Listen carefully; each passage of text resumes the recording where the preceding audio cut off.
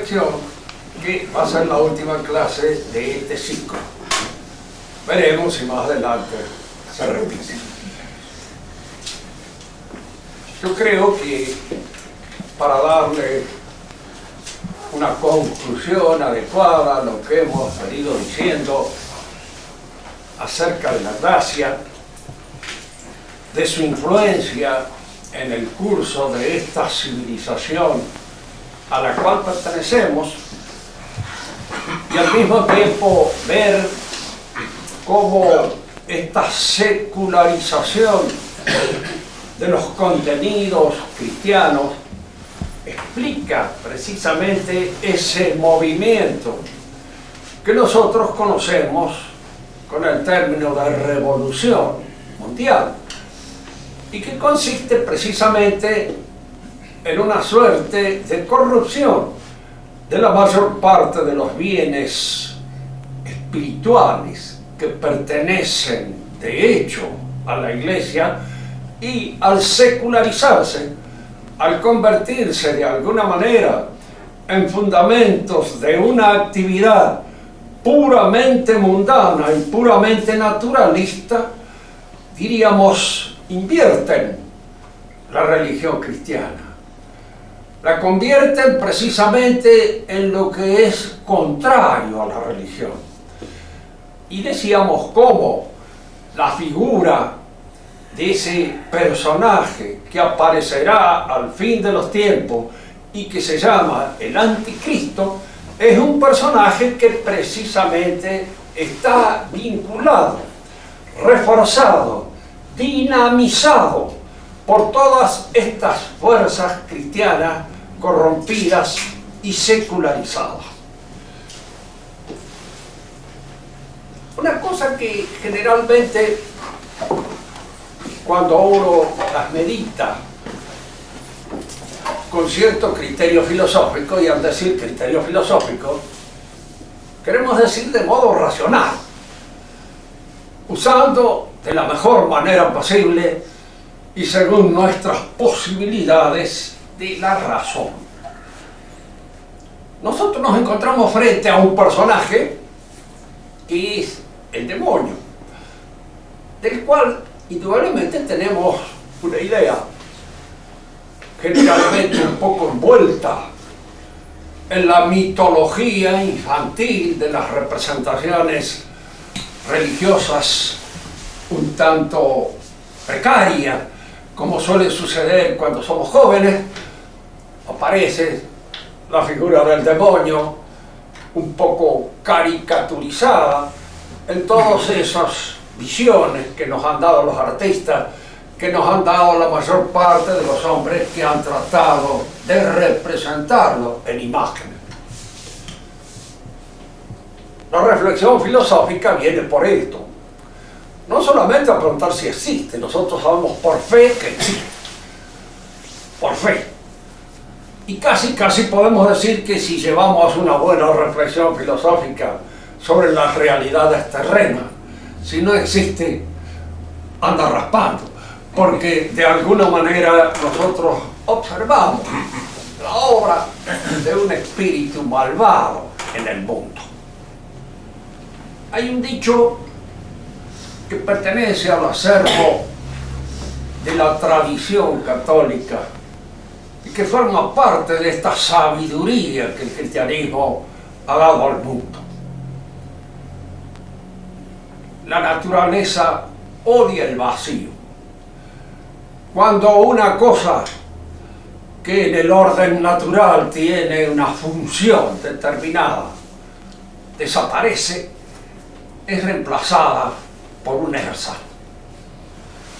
Nuestra civilización, al secularizarse, al destruir, diríamos así, todo este aparato que constituye el haber de la Iglesia en su proceso y en su deseo de redención humana, cuando todo esto desaparece, hay algo en su lugar que emerge y lo reemplaza. Y este algo en el lugar de la Iglesia que emerge y lo reemplaza es un poder. poder. Fijémonos bien en lo que esta palabra significa y cómo de alguna manera esta palabra señala un contenido que no está vacío de realidad, sino que se llena de realidad en cuanto nosotros observamos el proceso histórico que sigue nuestra civilización. A partir del siglo XVIII, en el cual aparecen con toda su vigor, en todas sus fuerzas, lo que podríamos llamar estas energías latentes de la revolución, se dan en ellas, aparece al mismo tiempo como un elemento que forma parte del haber de los hombres de nuestra civilización y que va a ir reemplazando poco a poco a la Iglesia, y que son las ideologías. Tratemos de detenernos un momento en esta noción para darnos cuenta en qué consiste la ideología y qué relación tiene la ideología con este poder que emerge en el universo y que poco a poco está reemplazando el poder de Cristo, el poder que la Iglesia sostenía en la persona de Cristo, este poder redentor. Y este reemplazo se hace en función de lo que podríamos llamar con justa precisión una caricatura del poder de Cristo. ¿Cómo no? Empezando por señalar qué es la ideología. La ideología es, lo hemos dicho en algunas otras oportunidades, conviene decirlo ahora porque nunca el concepto aparece muy claramente determinado. La ideología es un aparato conceptual. Está formado por nociones científicas, por nociones de origen filosófico y también por fuerzas inempleadas de carácter religioso. Es decir, este aparato conceptual que trata de ser en alguna medida una explicación del universo es un aparato energizado, íntimamente animado por la presencia en él de una fe, de una esperanza y de una apariencia de caridad naturalizadas, es decir, profanadas, es decir, laicizadas, volcadas a la realización de fines y de objetivos puramente intramundanos. Expliquemos mejor esto. ¿Cuándo nace la ideología y con qué propósito? La ideología nace en la época del iluminismo. Y la primera manifestación de la ideología es el liberalismo decimonónico. Esa es su primer manifestación. La manifestación en la cual el proceso de la constitución y de la formación de lo ideológico alcanza su plenitud es con el marxismo. No olvidándonos de que el marxismo es un lugar de recepción en donde confluyen todas las fuerzas que han constituido el iluminismo, se codifican y alcanzan su expresión más plena y completa. Esto no quiere decir de ninguna manera de que esa plenitud y esa complexión signifiquen precisamente un triunfo del marxismo. No, porque el marxismo alimenta en esa plenitud y en ese perfeccionamiento del proceso ideológico un aspecto utópico que es lo que lo hace imposible y que es lo que hace que, llevado a la práctica, precisamente allí en la práctica fracasa. Empecemos por ver en general lo que es la ideología y cómo esta realidad de la ideología se realiza dentro del liberalismo. El liberalismo se alimenta con todos aquellos principios que habíamos señalado en alguna oportunidad y que constituyen el acervo propio de la espiritualidad moderna. Principio de inmanencia, inmanentismo, las cosas, el mundo, es una proyección ahora del pensamiento humano, de la forma de pensar del hombre. Esta idea de que el universo es una proyección de la forma de pensar del hombre, nosotros la encontramos realizada de manera acabada y perfecta en el pensamiento de Newton. No olvidemos que Newton es el padre del iluminismo. La idea que Newton se hace del universo es la idea de un mecanismo que precisamente es explicable en función de leyes rigurosamente mecánicas y matemáticas. Bastará que un pensador de cierta alcurnia filosófica, como es Kant, descubra que en el interior todas estas leyes mecánicas y estas leyes matemáticas son una proyección de nuestra manera de pensar, porque lo matemático es propio del pensamiento humano. Yo le pregunto simplemente nada más por el objeto. ¿Qué es un triángulo? Pues superficie plana cerrada por tres líneas que se juntan en puntos llamados vértices. ¡Pum! Esto es un triángulo. ¿Y eso qué es? Una definición. Y esa definión, ¿qué es? Es una proyección de nuestros pensamientos, una creación por abstracción de ciertas cosas más o menos triangulares que puedan existir en la realidad del pensamiento humano. Todo lo que pertenece al orden matemático pertenece de hecho a la manera típica de nuestras representaciones mentales. Esto lo descubre Kant. Y en cierto modo para Kant el hombre que señala la realidad del universo en toda su perfección y acabamiento es Newton. Y el universo que Newton nos propone es una proyección del pensamiento humano. Se trata ahora de explicar de una manera filosófica en la cual no vamos a penetrar nosotros por razones obvias. Se trata de explicar filosóficamente cómo esto se produce y esta es la tarea propia de Kant. Dirá una cosa que nos pone en la pista de lo que estamos afirmando. Hasta ahora se ha tratado de decir cómo son las cosas, la realidad. Porque se suponía que esa realidad era una realidad creada por Dios, frente a la cual nosotros nos encontramos. Y que conocerla era en alguna medida penetrar en el pensamiento divino y alcanzar a través de las cosas el conocimiento de Dios.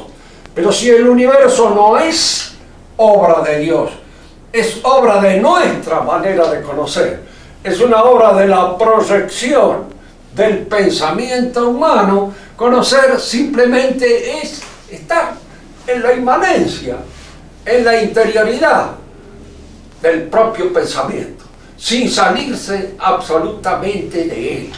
El universo es pues una proyección de nuestro pensamiento. Al mismo tiempo, ese pensamiento nuestro está sujeto a un movimiento, a una evolución. Aparece aquí la idea de evolución. Vamos en nuestra relación con el universo adentrándonos cada vez más posesivamente en él. El universo se nos ofrece como una realidad maleable, como una realidad útil para que nosotros nos establezcamos en la realidad y constituyamos en esa realidad nuestro hábitat propio. Estamos en una relación frente al universo que invierte la relación que tenía el hombre medieval cristiano o el hombre clásico antiguo. Para el clásico, para el cristiano, el universo era una realidad dada por Dios, a la cual nosotros debíamos conocer, y conociéndola, dominarla si era posible, pero siempre como una cosa divina, como una cosa que dependía de Dios. Es decir, siempre existían sobre las cosas de la realidad esta sombra de lo divino, este misterio que nos hacía penetrar con cierto temor y temblor en el uso de las cosas. Bueno, una anécdota que nos permita captar mejor esto. A Luis XIV le ofrecieron en cierta oportunidad para utilizar en la guerra un gas venenoso. Y no quiso. ¿Cómo dice? Vamos a utilizar eso para matar a los hombres. El combate debe ser dentro de las posibilidades que lo pretende, pero no la utilización de eso, que es un horror. Es decir, en él aparece, diríamos así, un movimiento de carácter religioso que lo hace retroceder frente a la posibilidad de utilizar este medio de posesión que le parece a él contrario a lo que la naturaleza dispone. Importa indicar esto porque vamos a ver que todos estos aspavientos de la época del antiguo régimen, en el que todavía podía moverse Luis XIV, ya no se mueven más los hombres que dirigen de alguna manera las líneas principales de la política universal, sino que no trepidan en absoluto en utilizar cualquier medio, aun cuando sea muy destructivo de toda la naturaleza, para obrar sobre las cosas. Este halo, esta sombra de sacralidad sobre las cosas se conserva en este universo del cristianismo, aun cuando Dios le haya dado al hombre en administración al mundo. El hombre sabe que tiene que dar cuenta de esa administración y que tiene que dar cuenta ante un juez ante quien no valen los errores, los fraudes ni los subterfugios. El hombre moderno pierde esta relación con el universo. El universo le es entregado como una dúctil y maleable materia. Fíjense que esto es lo que va a ser codificado de una manera completa y perfecta en el pensamiento de Marx. Si uno le preguntara a Marx qué es el mundo, fundamentalmente es materia. ¿Y qué quiere decir él con que es materia? Quiere decir que es transformable por el trabajo humano, que es algo que la labor del hombre modifica, transfigura, cambia. Y el hombre mismo es materia, también el hombre es materia, porque el hombre se transforma en su relación transformadora sobre las cosas. Esto puede parecer a prima facie un galimatías, pero no lo es de ninguna manera, de sentido. Si tenemos un grupo de pastores que cuidan ganado, descienden del caballo, se hacen agricultores, este trabajo sobre la naturaleza del ser pastor al ser agricultor no solamente modifica el hábitat, el medio ambiente, no solamente convierte este campo de pastoreo en una chacra, sino que convierte al pastor en un chacarero. De manera que hay una acción transformadora sobre la realidad que repercute transformadoramente sobre el hombre. Ahora, para Marx esta transformación es mucho más profunda, más honda que para nosotros. Porque nosotros podemos decir, sí, es cierto, este pastor se ha transformado en agricultor, pero sigue siendo un hombre. Y tiene todas las características propias del hombre. Y Marx dirá, sí, efectivamente, será un hombre, pero es un hombre diferente, es un hombre distinto, en quien su actitud y su posesión frente al universo también ha cambiado y ha sido modificada por el carácter típico de su trabajo sobre la realidad universal. Estamos analizando entonces cómo del iluminismo y de los principios fundamentales del iluminismo, inmanentismo, evolucionismo y progresismo, porque este evolucionismo es progresivo. Siempre en la conquista del universo se va progresando, se va adelantando. Cada vez lo dominamos más y lo dominamos de una manera más completa y acabada. Y este dominio cada vez más completo y acabado va de alguna manera haciendo que el universo se haga a nuestra manera, a nuestro modo, se convierta en nuestra casa, se convierta en un derredor totalmente humanizado por la acción humanizante que el hombre realiza sobre él. Si yo codifico, organizo, sistematizo un pensamiento que en alguna medida justifique, explique y sostenga ese poder que el hombre tiene de transformar el universo, de convertir el universo en su casa, de obrar sobre todo el mundo, y no solamente sobre todo el mundo alrededor, sino también sobre el hombre mismo, a esta sistematización, a este ordenamiento, a esta organización metódica del pensamiento, le llamaremos nosotros ideología. Esto es la ideología. La primera es el liberalismo, que tiene una característica. Es una ideología más bien inclinada y llevada a la destrucción del antiguo régimen. ¿Qué es el antiguo régimen? Hay una palabra en el Evangelio que nos puede dar a nosotros a entender esto. Con la precariedad siempre con que deben de entenderse las cosas humanas. El antiguo régimen es la casa que construye el hombre y la asienta sobre la palabra de Dios. Porque todo el antiguo régimen está asentado sobre la palabra divina. Fíjense que no se trata de crear en torno al antiguo régimen una leyenda áurea, una leyenda dorada, en la cual todos eran hermanitos, se daban la mano. No, el hombre es una naturaleza caída siempre. Y siempre su situación en este mundo es precaria y senescente.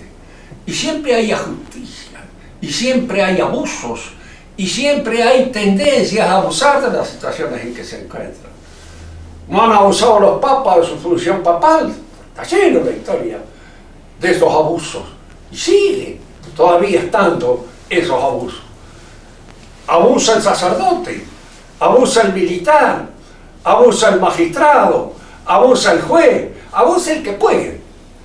Y en cierta manera algunos, para justificar, decían, los abusos hay que poder hacerlo.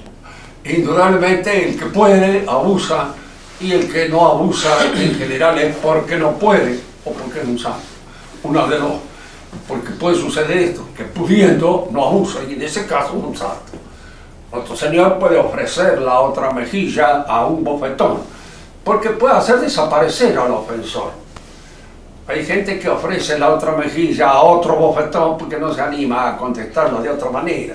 Y entonces ya en él no es una virtud, sino que es simplemente una falta de virtud, una falta de coraje, una falta de capacidad de rechazar al ofensor en la forma y cómo el ofensor ofende. No se olviden de esto, que el disfraz a veces de las virtudes. Recuerden la uva de la zorra. Non matura es, dice la fuerza. No está madura todavía, ¿no es cierto? Por eso no la alcanzo, pero en realidad no la alcanza.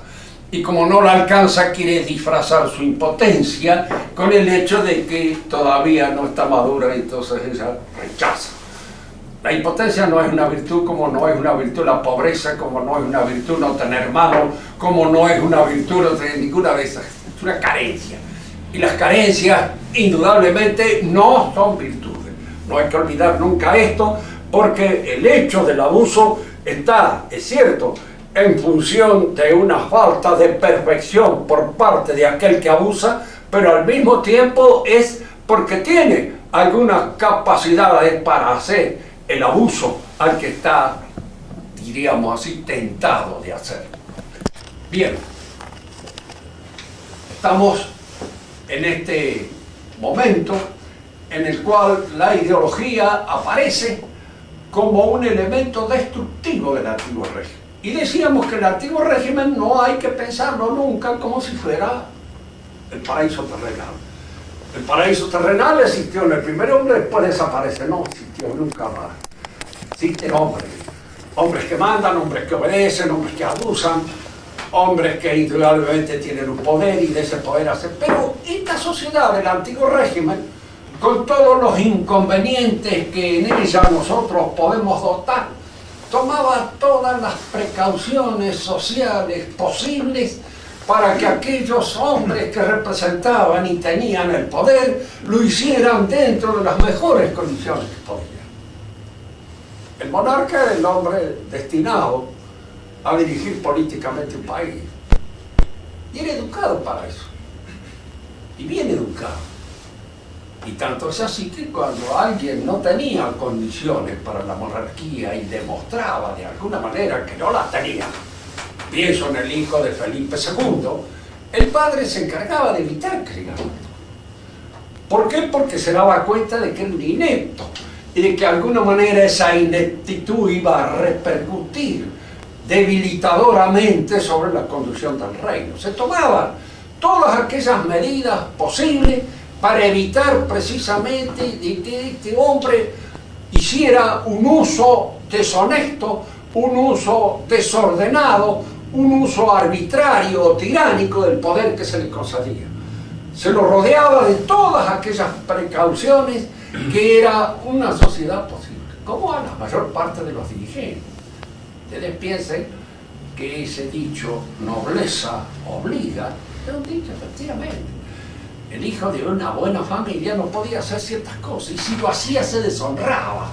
Y al decir en aquella época que se deshonraba, quería decir que se desubicaba de su clase, se salía de ella, recibía el vituperio y la abominación de todos los elementos de su clase. No se lo permitían, ni los padres, ni las tías, ni los hijos, ni ninguno de los que de alguna manera eran salpicados por su deshonra.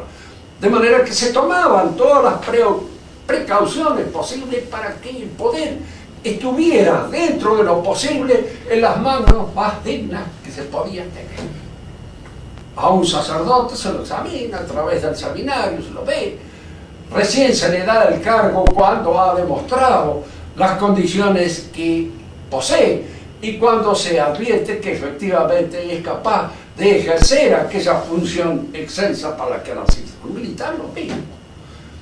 Y lo mismo sucedía con la mayor parte de la gente que tenía una representación. Todo eso el liberalismo trata de destruir. ¿Y cómo trata de destruirlo? ¿De qué manera lo destruye? ¿Cómo obra destructivamente, ejerciendo ese poder sobre todo este orden de cosas? No olvidemos nunca, el liberalismo nace aupado por una fuerza fundamental, la finanza. Si nosotros consultamos la Biblia, nos encontramos allá con que una de las primeras y más grandes herejías señaladas en el Antiguo Testamento es la adoración del becerro de oro. Entonces, las cosas que se dicen en el pensamiento tradicional en el Antiguo Testamento son cosas que brotan de Dios y son verdades a macha martillo. La adoración del dinero es una de las peores abominaciones que han existido siempre en la historia del hombre. Cuando las finanzas empiezan a regir en todos los países de nuestra civilización, las finanzas quieren tener el poder, ejercer, realizar. Y para poder tener el poder tienen que destruir todos los contrapoderes que en la sociedad existen y que no pueden ser comprados. El primero de todos ellos es la iglesia. ¿Cómo se destruye la iglesia? Con la apariencia de dar al hombre una mayor perfección que aquella que la iglesia le ofrece.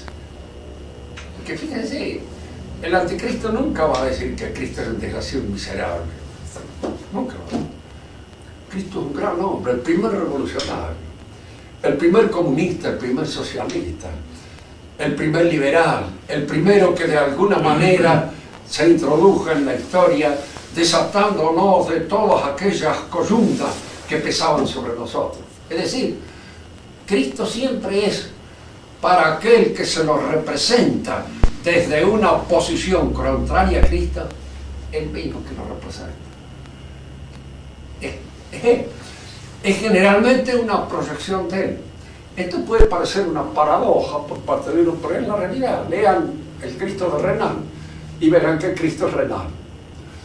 Tiene todas las condiciones, las características de él. Renan es toda su sabiduría, todo su escepticismo, todas aquellas cosas en las cuales no cree Renan, se las transmite a Cristo porque son el resultado de un perfeccionamiento, de una labor de esclarecimiento que él ha cumplido a través de todo este proceso de iluminismo que significa los adelantos a nuestra cultura. Renan es Cristo. Cristo es visto entonces de esta manera. Para el liberalismo entonces atacar a Cristo no lo va a atacar nunca el rey. Siempre de soslayo.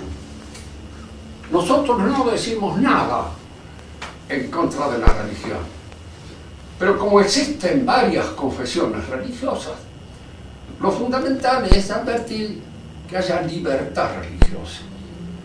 Es decir, no existe de ninguna manera un magisterio religioso que tenga en su haber el conocimiento cabal de lo que es la religión. La religión es algo que está librado a la opinión y a la libertad de opinión de los hombres. Esto aparentemente es un paso hacia la tolerancia, es un paso hacia la libertad, es un paso hacia una conquista de mayor libertad y de mayor tolerancia entre los hombres, porque las guerras han venido como consecuencias de la religión. Fíjense que cuando los hombres han dejado de ser religiosos, las guerras han seguido, y han seguido cada vez peor y de una manera más total, completa y sin ningún miramiento a la vida de los hombres que caen bajo el látigo de la guerra. Pero este es el primer paso.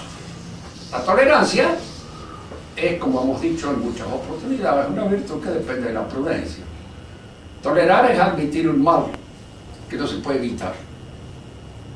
¿Hasta cuándo tolera uno? Pues cada uno tiene sus límites de tolerancia. Todo esto es tolerable, pero ya esto es intolerable. Así que convertir la tolerancia en una actitud universal, completa, que reemplaza a la sabiduría es una cosa absurda. Es ir incluso en contra de lo que la tolerancia es, porque esa tolerancia universal significa simplemente una falta de adhesión a la verdad. Piensen ustedes en esto. Si existe una verdad religiosa, es como cuando existe una verdad matemática. ¿Qué hace el profesor con un alumno que se equivoca? Le mete un huevo y un aplauso.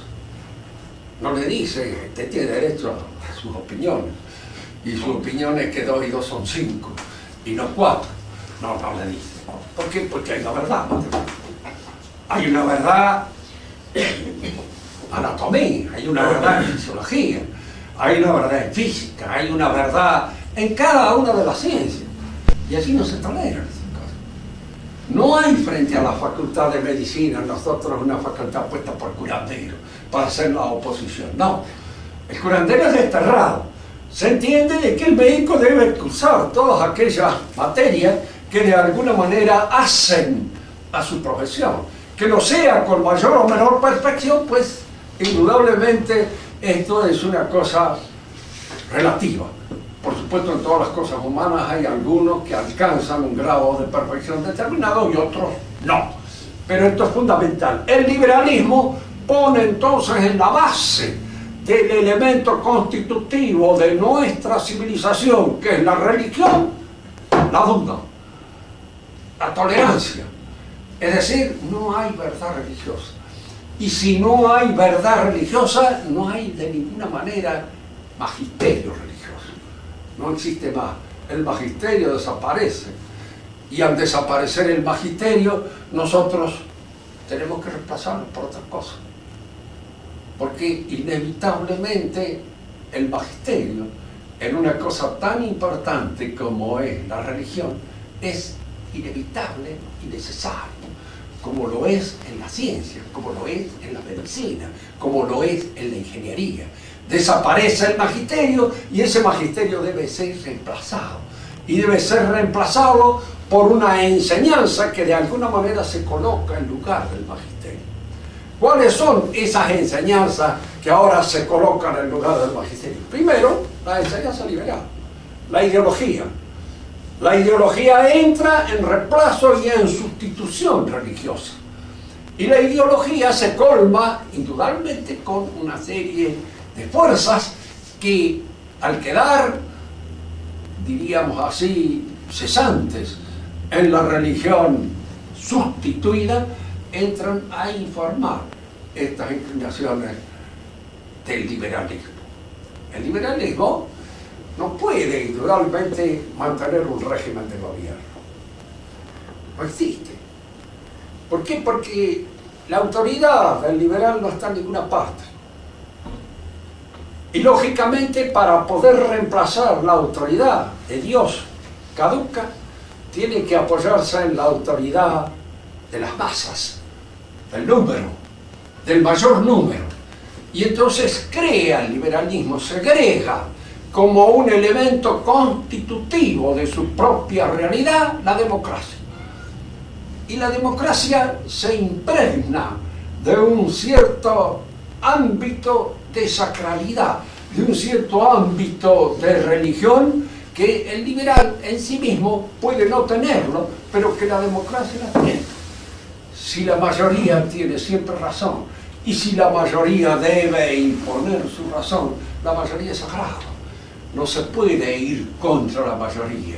La mayoría es la que reemplaza el magisterio divino, la mayoría es la que reemplaza de alguna manera toda aquella autoridad que la Iglesia recababa para sí misma. Y se convierte no solamente en una mayoría que posee y tiene la autoridad, sino que es al mismo tiempo redentora del hombre, porque es la que lleva al hombre a la identificación con el número, y al llevarlo a la identificación con el número, lo convierte en el demócrata, que es el nec plus ultra de la realidad humana, en la perfección acabada y completa, en aquel que acepta con beneplácito el dictamen de la mayoría. La mayoría en un momento puede pronunciarse en contra de Dios, puede pronunciarse que no hay más Dios, puede pronunciarse en cualquier cosa, y entonces se acepta ese dictamen porque ese reemplaza de algún modo a Dios. Vamos a terminar acá nuestra exposición señalando dos cosas. El liberalismo, por las contradicciones internas que implica, porque es fundamentalmente, como le digo, una ideología destructiva. Ha servido para destruir el antiguo régimen, pero no para construir un nuevo régimen. No hay régimen liberal. Del liberalismo van a surgir de alguna manera algunos movimientos que pretenden subsanar esa deficiencia del liberalismo. Uno de ellos fue el establecido por Augusto Comte, que creía encontrar en la ciencia la posibilidad de establecer un régimen indiscutido, científicamente determinado. Y Carlos Marx, que también cree que indudablemente este proceso científico se cumple en el marxismo y se determina en él. Como ustedes ven, hay un poder, no es de la mayoría, porque la mayoría no tiene el poder. Ese es un error. Se solicita el poder de la mayoría, y los grupos que lo administran y los manejan son los que tienen el poder. Y estos grupos que tienen el poder ahora obedecen a un poder que está por encima de toda institución humana.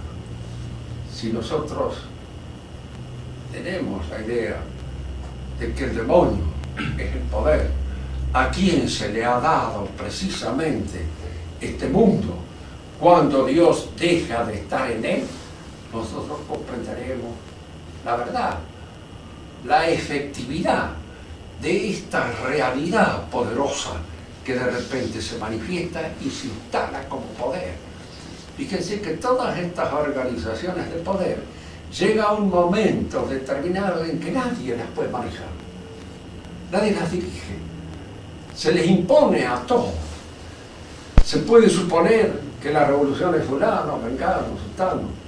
Charlotte Corday creía que era Marat la revolución, le pegó una puñalada, lo mandó al panteón, a la frigidaire del panteón, como dice Good. Allí fue a parar Marat, pero la revolución continuó, porque dijo otra cosa. La revolución en un momento determinado no tiene dueño.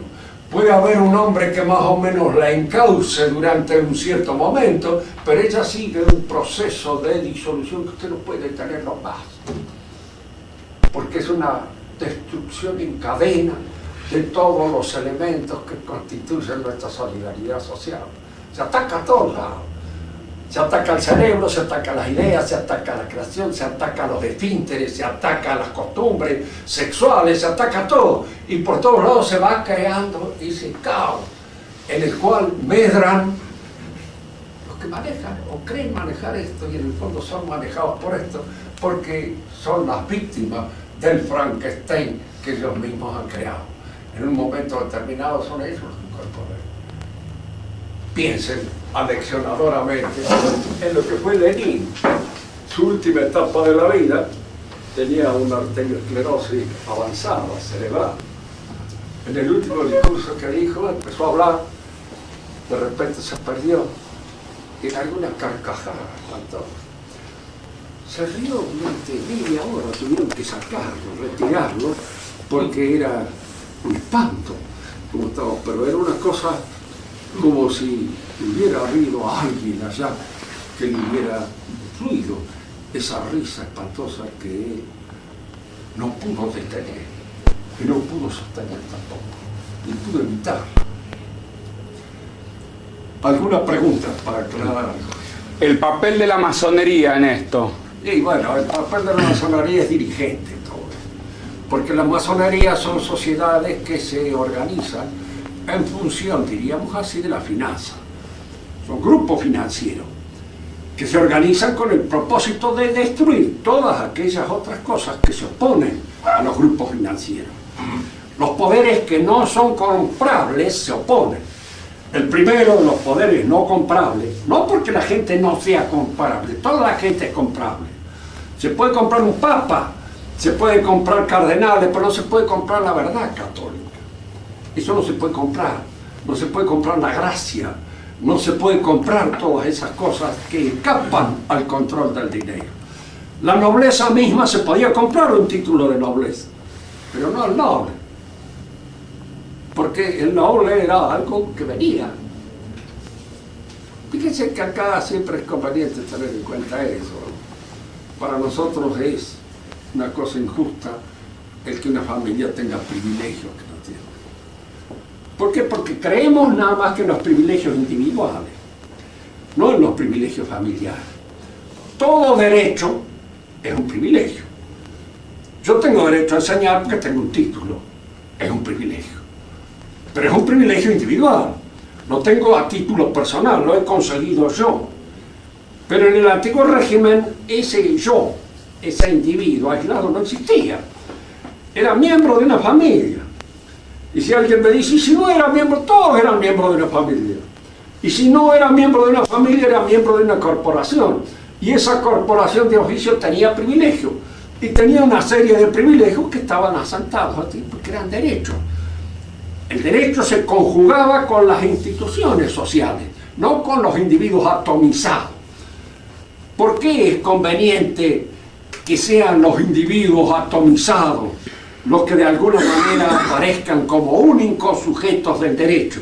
Porque son más fácilmente manejables de arriba, porque no tienen fuerza para oponerse arriba.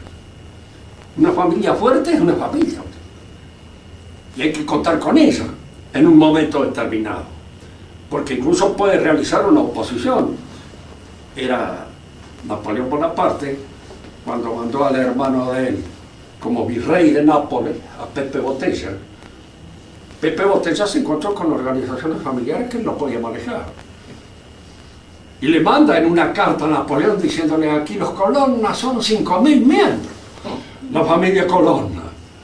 Y están manejados por el capo, que es el jefe de esa familia. Dice que hace en sus lugares lo que quiere, porque si nosotros le mandamos un prefecto que no sea del gusto de él, al cabo de un tiempo lo tenemos como una barra de jabón seca, de un balazo en la cabeza, y no aparece más, y nadie sabe quién lo mató.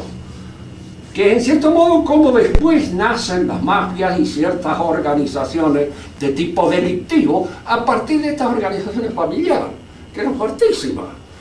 Y el que no pertenecía a una organización familiar era nadie, estaba solo, suelto, nada.